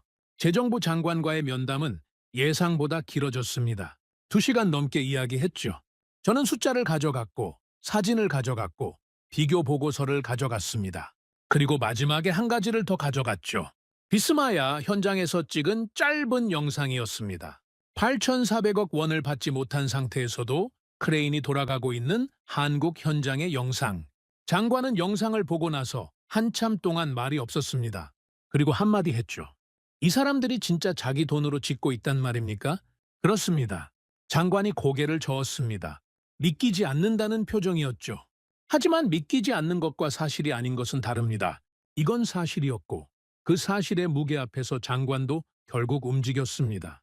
일주일 뒤 비수금 중 상당 부분에 대한 긴급 지급 승인이 떨어졌습니다. 전액은 아니었지만 한국 기업이 당장의 운영을 유지할 수 있는 규모였죠. 나머지는 분기별로 순차 지급하기로 합의가 이루어졌습니다. 하산에게 이 소식을 전했을 때 하산이 물었습니다. 한국 측에는 알렸습니까? 지금 알리러 갑니다. 한국인 현장 소장에게 직접 전달했습니다. 그는 고개를 한번 끄덕이고 이렇게만 말했죠. 감사합니다. 계속하겠습니다. 그게 전부였습니다. 환호도 없었고 감격의 표현도 없었습니다. 마치 원래 그럴 줄 알았다는 듯이 아무 일 없었다는 듯이 다시 현장으로 돌아갔죠. 저는 그 뒷모습을 보면서 생각했습니다. 이 사람들은 감정으로 일하지 않는구나. 상황이 좋아도 들뜨지 않고 나빠도 흔들리지 않는다. 그게 이 사람들의 방식이구나. 미수금 위기가 일단 봉합되면서 분위기가 바뀌기 시작했습니다. 재정부가 움직였다는 건 정부 내부에서도 이 사업의 방향에 대한 의지가 확인됐다는 뜻이니까요. 여기저기서 흘러나오던 정치적 잡음도 조금씩 줄어들었습니다. 물론 완전히 사라진 건 아니었죠. 중국 측은 여전히 비공식 채널을 통해 압박을 이어가고 있었습니다. 하지만 이전처럼 공개적으로 목소리를 높이지는 못했죠. 흐름이 바뀌고 있다는 걸 그쪽도 감지하고 있었던 겁니다. 그리고 마침내 최종 결정을 위한 자리가 잡혔습니다. 이라크 국가투자위원회 주관 고위급 회의. 참석자는 투자위원회 의장을 포함한 핵심 부처 장관급 인사들, 재정부, 건설부, 외교부 실무 책임자들, 그리고 저였습니다. 의제는 단순했지만 그 의제가 품고 있는 무게는 이 나라의 다음 10년을 결정할 수준이었죠. 비스마야 신도시 사업의 향후 방향 결정. 단순한 공사 연장 여부가 아니었습니다. 이건 이라크라는 국가가 어떤 파트너와 어떤 방식으로 미래를 설계할 것인지를 결정하는 자리였습니다. 사실상 국가의 기준을 세우는 회의였죠. 회의실에 들어갔을 때 공기가 달랐습니다. 평소의 회의와는 분명히 다른 긴장감이 감돌고 있었죠. 긴 타원형 테이블 주위로 20명 남짓한 사람들이 앉아 있었습니다. 서류가 쌓여 있었고 노트북이 열려 있었고 보좌관들이 뒤편에서 메모를 준비하고 있었죠. 창밖으로는 바그다드의 오후 햇살이 들어오고 있었지만 그 햇살조차 무겁게 느껴졌습니다. 회의는 예상대로 논쟁으로 시작됐습니다. 먼저 입을 연 건 외교부 측이었죠. 중국과의 관계를 고려해야 합니다. 기존 파트너를 전면 교체하는 것은 외교적 리스크가 큽니다. 중국은 이라크의 최대 원유 구매국 중 하나입니다. 이 관계에 균열이 가면 에너지 수출에도 영향이 있을 수 있습니다. 일리가 있는 주장이었습니다. 무시할 수 없는 현실이었죠. 이라크 경제에서 원유 수출이 차지하는 비중을 생각하면 중국과의 관계는 분명히 신중하게 다뤄야 할 문제였습니다. 다음은 재정부였습니다. 비용 측면에서도 검토가 필요합니다. 한국 방식은 초기 투자가 높습니다. 공장을 세우고 장비를 들여놓는 비용이 상당하죠. 중국 측이 제시한 20% 인하 조건을 감안하면 단기적으로는 기존 방식이 재정 부담이 적습니다. 숫자로만 보면 틀린 말이 아니었습니다. 단기적으로는 그랬죠. 논쟁이 오갔습니다. 가격 대 품질, 외교 대 실리, 단기 대 장기. 같은 논점이 각도만 바꿔가며 반복됐죠. 저는 한동안 듣고만 있었습니다. 제 차례가 올 때까지 기다렸죠. 그리고 투자위원회 의장이 저를 바라봤습니다. 카림, 당신은 현장을 직접 본 사람입니다. 의견을 들어봅시다. 저는 자리에서 일어섰습니다. 준비해온 보고서가 있었지만 그걸 펼치지 않았습니다. 대신 회의실에 있는 사람들을 한 명 한 명 바라보면서 말했죠. 여기 계신 분들 대부분은 현장을 직접 보신 적이 없을 겁니다. 그래서 제가 본 것을 말씀드리겠습니다. 회의실이 조용해졌습니다. 중국 현장에 가면 기둥만 남은 건물이 줄지어 서 있습니다. 벽도 없고 지붕도 없습니다. 철근이 녹슬고 콘크리트가 갈라져 있죠. 3년 넘게 원유를 내주면서 받기로 한 도시의 현실이 그겁니다. 아무도 말하지 않았습니다. 한국 현장에 가면 사람이 들어가 살 수 있는 건물이 서 있습니다. 창문이 달려 있고 도로가 포장되어 있고 가로등이 세워져 있습니다. 같은 사막입니다. 같은 기후입니다. 같은 모래 폭풍이 지나갑니다. 그런데 결과가 이렇게 다릅니다. 저는 잠시 숨을 고르고 이어갔습니다. 비용이 걱정된다는 말씀 이해합니다. 한국 방식이 초기 비용이 높다는 것도 사실입니다. 하지만 여쭙겠습니다. 중국 방식으로 지은 건물의 보수 비용은 누가 됩니까? 균열이 간 구조물을 다시 뜯어 고치는 비용은 결국 완공하지 못해서 처음부터 다시 지어야 하는 비용은 그걸 전부 합치면 싸게 시작한 게 정말 싼 겁니까? 재정부 장관이 시선을 피했습니다. 외교적 리스크가 있다는 말씀도 이해합니다. 중국과의 관계가 중요하다는 것, 저도 압니다. 하지만 한 가지만 물어보겠습니다. 3년 전 거리에서 국민들이 뭐라고 외쳤습니까? 회의실에 무거운 침묵이 내려앉았습니다. 중국은 나가라. 그렇게 외쳤습니다. 우리 국민이 우리 거리에서 우리가 선택한 파트너를 향해 그렇게 외친 겁니다. 그 분노의 원인을 해결하지 않고 같은 파트너를 유지하면 그 분노는 다시 돌아옵니다. 그때는 중국을 향하는 게 아니라 이 테이블에 앉아 있는 우리를 향할 겁니다. 아무도 반박하지 않았습니다. 그리고 한 가지 더 말씀드리겠습니다. 한국 기업은 8,400억 원을 받지 못한 상태에서도 현장을 떠나지 않았습니다. 자기 돈으로 공사를 이어갔습니다. 어떤 기업이 그렇게 합니까? 계약서에 철수 사유가 명확히 있는 상황에서 떠나도 아무도 비난하지 못할 상황에서 남은 겁니다. 저는 테이블 위에 서류 파일을 열었습니다. 두 장의 사진을 꺼내 테이블 가운데에 나란히 놓았죠. 왼쪽은 중국 현장, 오른쪽은 한국 현장. 이 두 장의 사진이 모든 논쟁의 답입니다. 같은 땅, 같은 하늘, 같은 조건에서 나온 두 가지 결과입니다. 우리가 선택해야 할 건 어느 쪽 사진이 우리 국민에게 돌아갈 것이냐. 그겁니다. 회의실이 완전히 고요해졌습니다. 저는 자리에 앉았죠. 긴 침묵이 이어졌습니다. 보좌관들의 펜소리도 멈춰 있었죠. 창밖에서 바람소리만 희미하게 들렸습니다. 저는 손을 무릎 위에 올려놓고 기다렸습니다. 할 말은 다 했으니까요. 이제 판단은 제 손을 떠난 거였죠. 투자위원회 의장이 자리에서 천천히 일어났습니다. 60대 후반에 흰 머리카락이 섞인 중후한 인상의 사람이었죠. 이라크 정재계에서 30년 이상을 보낸 사람이었습니다. 그가 테이블 가운데 놓인 두 장의 사진을 내려다봤습니다. 오른쪽 사진, 한국 현장 사진을 한참 바라보더니 회의실 전체를 둘러봤죠. 그리고 한 문장을 말했습니다. 우리는 돈에 베팅하는 게 아닙니다. 당신들의 방식에 베팅하겠습니다. 회의실의 공기가 바뀌었습니다. 순간적으로, 하지만 분명하게. 반대 의견을 내던 사람들도 더 이상 입을 열지 않았죠. 의장의 한마디가 테이블 위의 모든 논쟁을 끝낸 겁니다. 후속 절차는 빠르게 진행됐습니다. 기존 계약이 수정 체결됐죠. 계약 금액은 대폭 증액되었습니다. 공사 기간은 장기로 연장됐고 자녀 주택과 기반 시설에 대한 권한이 한국 측에 전면 위임됐습니다. 단순한 시공 계약이 아니었죠. 도시 전체의 설계와 완성을 맡기는 수준이었습니다. 서명이 이루어지는 순간 저는 펜을 들고 잠시 멈췄습니다. 몇 년 전 이와 같은 자리에서 중국과의 계약서에 서명했던 기억이 스쳤거든요. 그때도 이 자리에서 펜을 들었습니다. 그때는 숫자가 완벽하다고 믿었죠. 그리고 그 결과가 어떻게 됐는지는 이미 다 말씀드렸습니다. 이번에는 달랐습니다. 이번에 제가 믿는 건 숫자가 아니었죠. 사막 위에서 이미 증명된 방식, 압박 속에서도 흔들리지 않은 태도, 돈을 받지 못하면서도 떠나지 않은 사람들. 그게 이번 서명의 근거였습니다. 펜을 내려놓은 뒤 한국 측 대표와 악수를 했습니다. 그는 짧게 말했죠. 잘 만들겠습니다. 세 마디였습니다. 장황한 감사 인사도 거창한 약속도 없었죠. 그냥 잘 만들겠다고. 그런데 그 세 마디가 제가 지금까지 들은 어떤 프레젠테이션보다 무겁게 느껴졌습니다. 왜냐하면 이 사람들은 말로 약속하는 사람들이 아니라 이미 만든 것으로 증명하는 사람들이었으니까요. 회의실을 나서면서 하산이 옆에서 조용히 말했습니다. 카림 해냈습니다. 저는 고개를 저었습니다. 아직 아닙니다. 계약은 시작일 뿐이죠. 이 계약이 끝까지 가야 합니다. 건물이 서고 사람이 들어가 살고 아이들이 학교에 다니고 그때서야 해낸 겁니다. 하지만 속으로는 알고 있었습니다. 오늘 이 자리에서 바뀐 건 계약서만이 아니라는 걸. 이라크가 파트너를 고르는 기준이 바뀐 겁니다.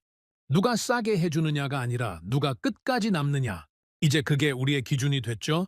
건물 밖으로 나왔을 때 바그다드의 저녁 바람이 불었습니다. 사막의 모래를 머금은 따뜻한 바람이었죠. 그 바람을 맞으면서 저는 비스마야를 떠올렸습니다. 지금 이 순간에도 한국 기술자들은 거기서 일하고 있을 겁니다. 크레인은 돌아가고 있을 거고 트럭은 구조물을 실어 나르고 있을 거고 사막 위의 도시가 한층 한층 올라가고 있을 겁니다. 이제 그 도시는 우리가 함께 만드는 겁니다. 비스마야의 계약이 체결된 뒤 저는 한동안 긴장을 놓지 못했습니다. 계약서에 서명하는 건 시작일 뿐이라는 걸 저는 뼈저리게 알고 있었으니까요. 중국과의 계약도 서명하는 순간에는 완벽해 보였습니다. 문제는 항상 그 이후에 드러나죠. 그래서 저는 지켜봤습니다. 수정 계약이 체결된 이후 한국 현장이 어떻게 변하는지, 아니 변하지 않는지를. 달이 지나고 계절이 바뀌고 또 달이 지나도 한국 현장은 같았습니다. 같은 속도, 같은 기준, 같은 방식, 계약 금액이 올라갔다고 해서 갑자기 더 잘하는 것도 아니었고, 그렇다고 느슨해지는 것도 아니었죠. 처음부터 끝까지 동일한 수준이 유지되고 있었습니다. 비스마야의 변화가 나타나기 시작한 건 그 즈음이었습니다. 완성된 주거동에 실제로 사람들이 입주하기 시작한 거죠. 처음에는 소규모였습니다. 몇십 가구가 먼저 들어갔죠. 하지만 그 몇십 가구의 반응이 퍼지기 시작했습니다. 하산이 어느 날 현장에서 돌아와서 말했습니다.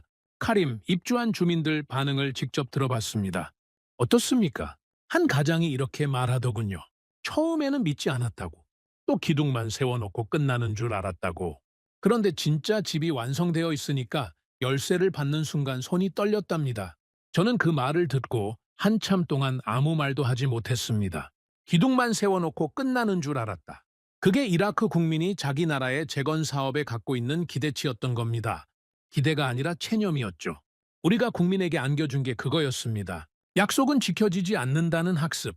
그런데 한국이 그 학습을 깨뜨리고 있었습니다.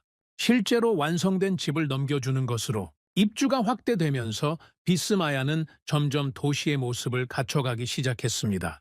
주거동만 서 있던 구역에 상점이 생기고 아이들이 뛰어노는 소리가 들리기 시작했죠. 학교 건물도 올라가고 있었고 의료시설 기초 공사도 진행 중이었습니다. 사막 위에 세워진 콘크리트 구조물이 아니라 사람이 살아가는 도시가 만들어지고 있었습니다. 저는 그 풍경을 보면서 생각했습니다. 이게 되는구나. 이 사막에서 정말로 도시가 만들어지는구나. 몇 년 전만 해도 불가능하다고 여겨졌던 일이 눈앞에서 벌어지고 있었죠. 그리고 그걸 해내고 있는 건 한국 사람들이었습니다. 하지만 이야기가 여기서 끝나면 이건 그저 성공적인 건설 프로젝트에 대한 기록일 뿐이겠죠. 비스마야가 의미 있었던 건 그 자체로서만이 아니라 그것이 열어준 다음 질문 때문이었습니다. 이 파트너십은 어디까지 갈 수 있는가? 비스마야는 주택 도시였습니다. 규모는 컸지만 성격은 분명했죠. 주거 인프라를 건설하는 사업이었습니다. 하지만 이라크가 진짜로 필요한 건 주택만이 아니었습니다. 이 나라가 다시 일어서려면 경제의 동맥이 되는 인프라가 필요했죠. 그리고 그 동맥의 중심에 있는 게 바로 항구였습니다. 알포항, 이라크가 가진 유일한 페르시아만 관문입니다. 이 항구를 통해 이라크의 물자가 나가고 세계의 물자가 들어옵니다. 에너지, 물류, 안보, 이 세 가지가 교차하는 국가 핵심 축이죠. 이라크의 지도를 펼쳐놓고 보면 알포항의 위치가 왜 중요한지 단번에 이해할 수 있습니다. 페르시아만에서 시작해서 이라크 내륙을 관통하고 더 나아가면 터키와 유럽으로 이어지는 길의 시작점이 바로 거기니까요. 알포항 개발은 이라크 정부가 오래전부터 추진해온 국가 전략 사업이었습니다. 하지만 번번이 좌절됐죠. 규모가 워낙 크고 기술적 난이도가 높고 무엇보다 이 사막의 환경 속에서 대규모 항만을 건설하는 건 차원이 다른 과제였으니까요. 여러 나라가 도전했고 여러 번 시작됐지만 제대로 완성된 적은 한 번도 없었습니다. 그리고 이번에 다시 경쟁이 붙었습니다. 비스마야 이후 이라크 정부가 알포항 사업의 새로운 파트너를 선정하겠다고 발표했거든요. 전 세계 건설사들이 움직이기 시작했죠. 중국도 당연히 나섰습니다. 비스마야에서 밀려난 뒤 중국은 알포항에 모든 것을 걸고 있었죠. 외교 채널을 총동원했고 파격적인 조건을 제시했습니다. 가격은 최저 수준, 공기는 최단 기간, 거기에 자금 조달까지 자기들이 하겠다는 조건이었죠. 숫자만 보면 가장 매력적인 제안이었습니다. 다른 유럽과 아시아 기업들도 참여했지만 사실상 중국의 제안을 넘어서기 어려운 조건이었죠. 정부 내부에서도 흔들리는 사람들이 있었습니다. 비스마야는 한국이 잘했지만 알포항은 규모가 다르다. 한국 기업이 이 규모를 감당할 수 있겠느냐는 목소리가 나왔죠. 합리적인 의문이었습니다. 비스마야는 주택 도시였지만 알포항은 국제 항만입니다. 규모도 복잡성도 지정학적 무게도 차원이 달랐으니까요. 투자위원회에서 다시 회의가 소집됐습니다. 의장이 저를 불러 물었죠. 카림, 알포항 건은 어떻게 봅니까? 저는 솔직하게 대답했습니다. 비스마야에서 한국이 보여준 건 이 사막에서 작동하는 유일한 방식이었습니다. 하지만 알포항은 다릅니다. 규모가 다르고 성격이 다르고 걸린 것이 다릅니다. 그래서 비스마야의 성공만으로 알포항을 판단해서는 안 됩니다. 의장이 고개를 끄덕였습니다. 그러면 검증을 다시 해야 합니다. 비스마야는 시험대였습니다. 한국이 이 사막에서 일할 수 있는지를 확인하는 시험이었죠. 한국은 그 시험을 통과했습니다. 이제 알포항은 그 다음 단계입니다. 이 파트너가 국가의 핵심 인프라까지 맡을 수 있는지를 확인하는 단계죠. 저는 자리에서 일어서면서 말했습니다. 하지만 한 가지는 분명히 말씀드리겠습니다. 우리가 알포항의 파트너를 고를 때 기준은 이미 정해져 있습니다. 비스마야에서 세운 기준이죠.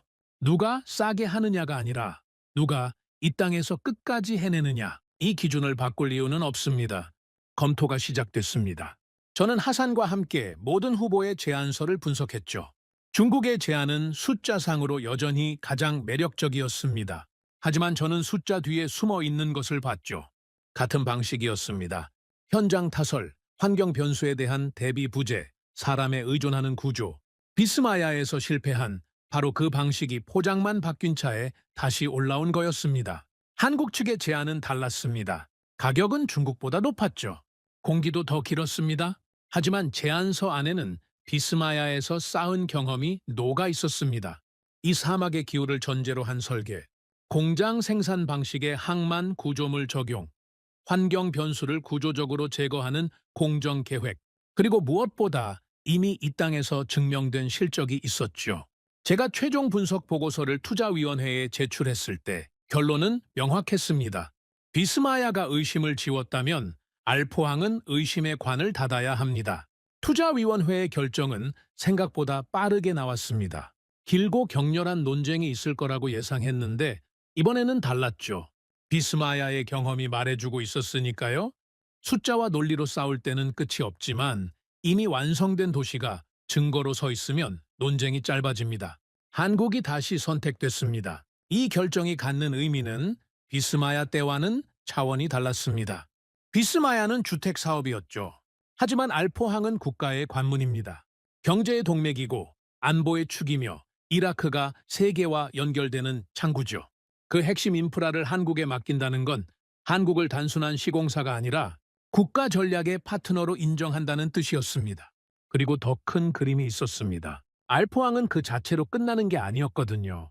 이라크 정부 내부에서는 알포항을 기점으로 북쪽 국경까지 이어지는 대규모 연결 구상이 논의되고 있었습니다. 항구에서 시작해서 내륙의 물류 거점들을 잇고 최종적으로는 터키를 거쳐 유럽까지 연결되는 경제 회랑이죠. 이게 실현되면 이라크의 위치가 완전히 재정이 됩니다. 단순한 원유 수출국이 아니라 아시아와 유럽을 잇는 물류와 에너지의 심장부가 되는 거죠. 그 심장부의 첫 번째 박동이 알포항에서 시작되는 겁니다. 그리고 그 박동을 설계하는 파트너가 한국이라는 것. 이건 건설 계약이 아니었습니다. 국가의 미래를 함께 그리는 동맹이었죠. 하산이 알포항 소식을 듣고 저에게 말했습니다.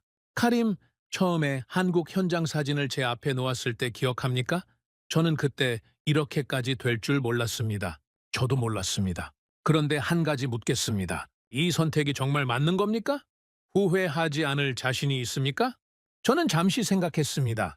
그리고 창밖을 바라보면서 대답했죠. 하산, 후회라는 건 결과가 나온 뒤에 하는 겁니다. 아직 끝나지 않았죠. 하지만 한 가지는 확실합니다. 이번에는 판단의 근거가 다릅니다. 처음 중국을 선택했을 때는 숫자만 봤습니다. 설계도가 좋아 보이고 가격이 맞고 일정이 그럴듯하니까 서명했죠. 현장을 보지 않았습니다. 방식을 따지지 않았습니다. 사막을 계산에 넣지 않았죠. 저는 하산을 바라봤습니다. 이번에는 다릅니다. 저는 현장을 봤습니다. 모래 폭풍이 지나간 뒤에 서너 시간 만에 크레인을 돌리는 걸 봤고 50도 사막에서 갈라지지 않는 콘크리트를 만져봤고 8,400억 원을 받지 못하면서도 떠나지 않는 사람들을 만났습니다. 그 사람들이 정치적 압박 속에서도 기준을 바꾸지 않는 걸 지켜봤고 이라크인 노동자 옆에 쪼그려 앉아서 도면을 설명하는 모습을 목격했습니다. 저는 말을 이었습니다. 한국을 선택한 건 한국이 완벽해서가 아닙니다. 이 사막에서 끝까지 해낼 수 있다는 걸 이미 증명했기 때문입니다. 말로 약속한 게 아니라 이미 지어진 도시로 보여줬기 때문이죠. 우리는 도시를 산 게 아닙니다. 미래를 함께 설계할 파트너를 선택한 겁니다. 하산이 고개를 끄덕였습니다. 그의 눈가가 미세하게 젖어 있었죠. 30년 넘게 사막의 건설 현장을 누빈 사람이 처음으로 이런 표정을 짓고 있었습니다. 저는 창밖을 바라봤습니다. 바그다드의 하늘이 붉게 물들고 있었죠. 저 하늘 아래 사막이 펼쳐져 있고 그 사막 위에 비스마야가 서 있습니다. 사람들이 살고 있는 진짜 도시가. 그리고 남쪽 끝 페르시아만과 맞닿은 곳에서 알포항이 시작되려 하고 있었죠. 이 이야기는 수주 성공담이 아닙니다. 국가가 어떤 방식과 손을 잡았는가에 대한 기록입니다. 국민의 분노에서 시작해서 책임자의 두려움을 지나 확신과 자부심에 도달한 기록이죠. 값싼 약속은 빠르지만 오래가지 않습니다. 이 사막을 이긴 건 돈이 아니었습니다. 환경을 계산에 넣은 기술과 끝까지 남은 태도. 그 두 가지가 이 이야기의 전부입니다. 그리고 저는 이제 믿습니다. 비스마야가 의심을 지웠다면 알포항은 의심의 관을 닫은 겁니다. 이 땅 위에 세워진 도시가 그리고 앞으로 세워질 항구가 우리가 내린 선택이 틀리지 않았다는 걸 말해줄 겁니다. 10년 뒤에도 20년 뒤에도 사막의 바람이 불어도 모래폭풍이 지나가도 그 도시와 그 항구는 서 있을 겁니다. 오늘의 사연은 여기까지입니다. 구독과 좋아요는 영상 제작에 아주 큰 힘이 됩니다. 지금까지 감동테라스 저는 소희였습니다. 오늘도 우리 구독자님들의 가정에 따뜻한 행복이 가득하시길 진심으로 바라겠습니다. 긴 영상 끝까지 시청해주셔서 정말 감사합니다. 내일 더 좋은 이야기로 찾아뵙겠습니다. 감사합니다.